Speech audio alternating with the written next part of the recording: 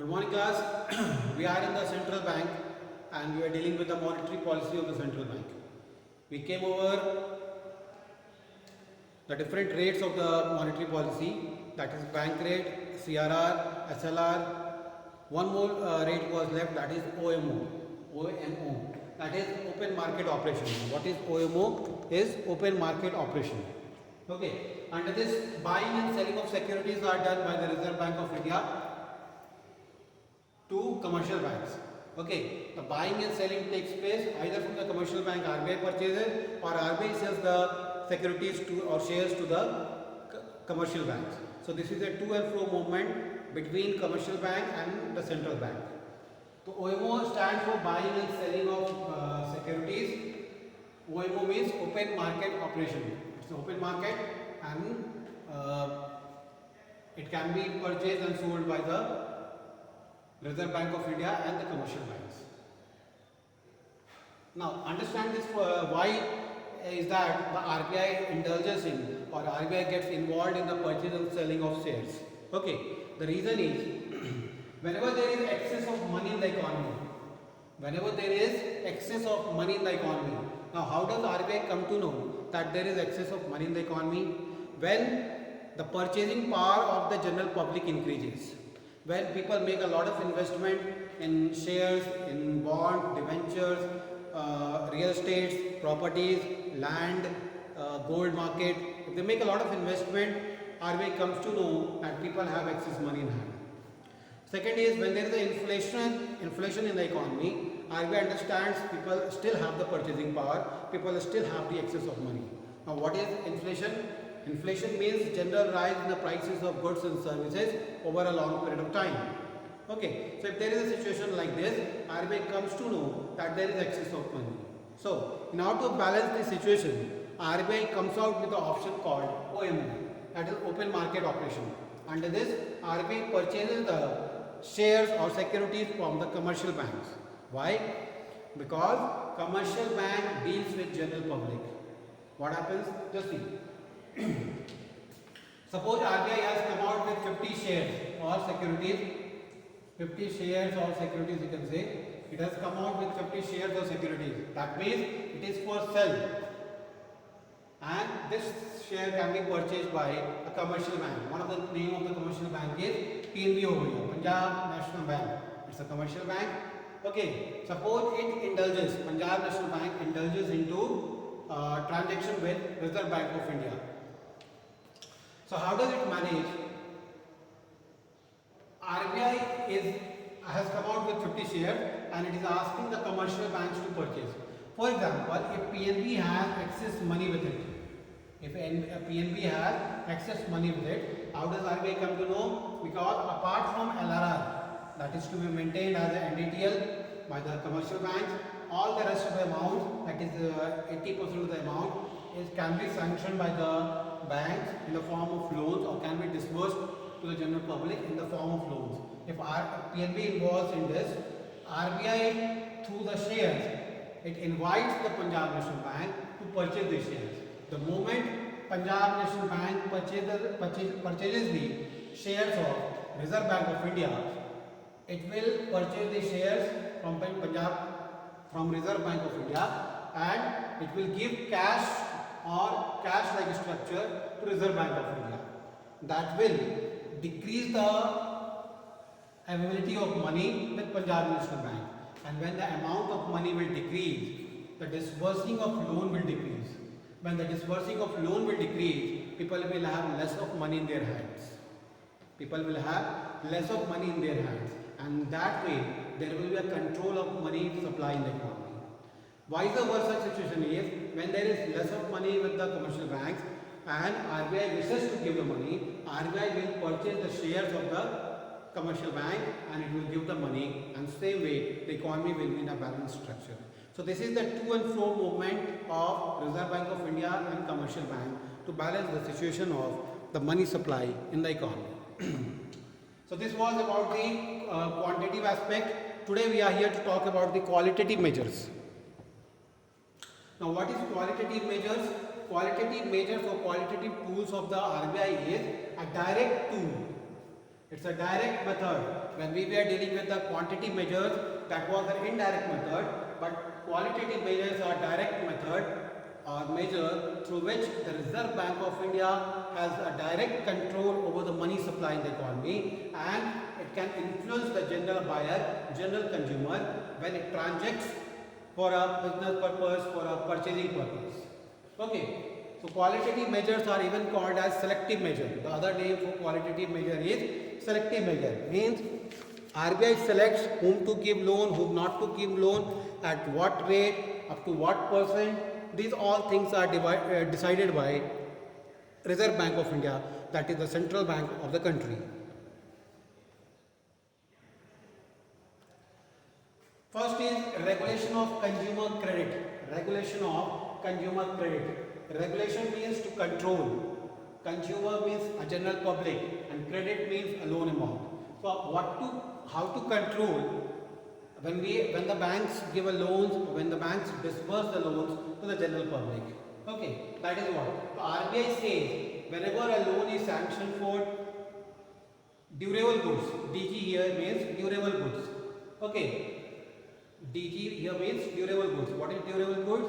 All those goods which have a longer life or have a larger life, those type of items, those type of goods are called durable goods. For example, car, machinery, plant, buildings.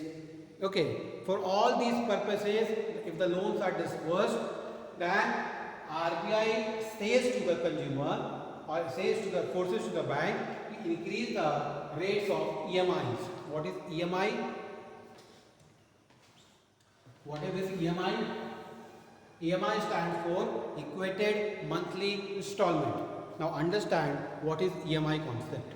Suppose you go to a bank, okay, and you ask for a loan of rupees 10 lakh. Purpose is to purchase a car. Your purpose is to purchase a car. You go to a bank and ask for 10 lakh rupees loan, and you say that I have to purchase a car. So, and after that, you go to the car showroom and you demand for a car, and you make some cash payment to it. Some cash payment to it. Maybe let's say 5 lakh you pay, and the rest of the 5 lakh you ask me to make it an EMI. EMI is equated monthly installment. The bank will ask you for how many months or for how long do you want to pay. Okay, then you can say this 5 lakh I will in position to pay in the next 5 years. Okay, for 5 years you can fix the EMIs.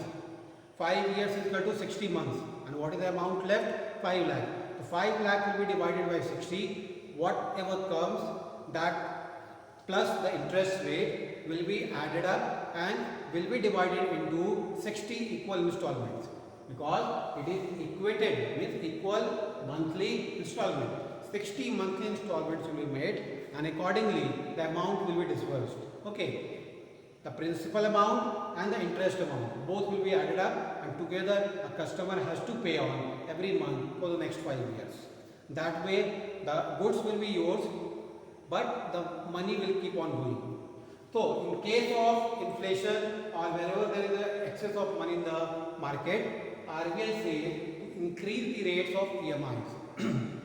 To increase the rates of EMIs means EMI, which is at what percent the bank charges, is asked to increase. Now what will happen if EMI rate is increased? Suppose for 5 lakh you were paying a 10% interest rate to the bank. Okay. Now there is a direct pressure from the central bank to increase the EMI rate. Now EMI rate suppose goes to 12%, means 2% excess you will have to pay. In that case, if you have the money, then you can pay excess. If you don't have the money, you will drop the idea of purchasing the car. That means you will drop the idea of having a durable goods, and that is what RBI wants. So RBI directly puts a control over here. That is why it is known as selective method or a direct method. Okay, and the direct method is put on the durable goods.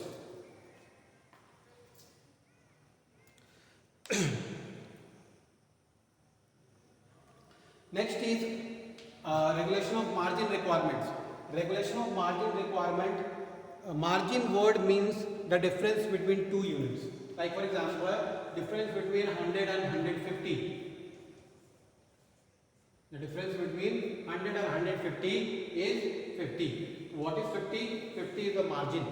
50 is the margin. Same way, regulation of margin requirement talks about that when a person comes to the bank and asks for a loan, the loan should be sanctioned at so and so rate. Okay, means if I go to a bank and ask for a loan to Punjab National Bank, Punjab National Bank will ask me first question, how much of loan you want? I will say 1 lakh rupee I want. Okay, seeing on my credit record, seeing on my repayment record and my income status, and as per the discretion power of the RBI, the banks are permitted to sanction up to a certain margin, up to a certain limit. So, whatever collateral security that I give to the commercial bank will give me something lesser than that. If I demand 1 lakh rupee, I will pay 70,000 rupees. Out of 1 lakh, I will pay 70,000 rupees. 70,000 rupees. 5 minutes kindly come to office area or the primary and high school just for a short meeting. I repeat, at 1:25, 1:30 is our dismissal. By 1:20, program come near the office. We'll have a short gathering. Thank you. Okay, 70,000 is the money that if 1 lakh is the demand of the consumer, 70,000 will be paid by the commercial bank. Why? The margin requirement has increased. Means the RBI wants the bank to sanction the amount lesser than what is demanded by the consumer. Okay, so that is called margin money. The third is credit rationing. Credit rationing talks about rationing means the word rationing means putting a limitation. The word rationing means putting a limitation. So credit rationing means putting a limitation, means how much is to disburse in the form of loans. How much is to disburse in the form of loans, that is again decided by RBI. So credit rationing talks about that a limit should be fixed, that beyond this it should not be given in the form of loans. That is the concept of LRR. When we studied about LRR, it talks about that 20% of the total net demand and time liability that a bank is supposed to maintain. Okay, and rest of the AT amounts can be sanctioned. Now, seeing the economic condition, seeing the supply of money condition, money supply condition, okay, RBI can decide what should be the credit limit or what should be the credit rationing limit. Okay, like for example, in the year 2016, when demonetization was here, RBI had strictly asked every bank not to disburse anything in the form of loans, but to maintain every amount, means 100% of the amount should be maintained as LRR, legal reserve ratio. Okay, and the last is moral suasion. Moral suasion talks about making a request by the principal bank to all the commercial banks. That is, the Reserve Bank of India makes a request to the commercial banks to follow the rules and regulations, to abide by the rules and regulations which are made and not to go against it. But do keep in mind, on a practical basis, the principal or the head of the institution does not make a request, rather it is a command which has to be strictly followed by everyone. So this was about the moral suasion, this was about the qualitative measures. Hope you understand this. This is very important from the examination point of view. And one more class is required wherein we will cover about demonetization. Thank you, class.